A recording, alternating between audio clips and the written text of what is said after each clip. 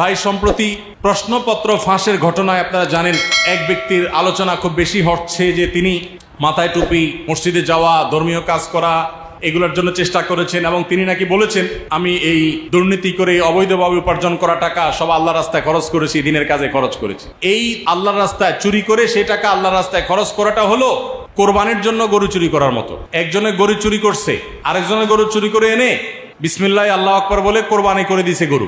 সওয়াব হবে না গুনাহ হবে? সে যদি বলে আমি তো ভালো কাজ করছি, চুরি করলে কি হবে?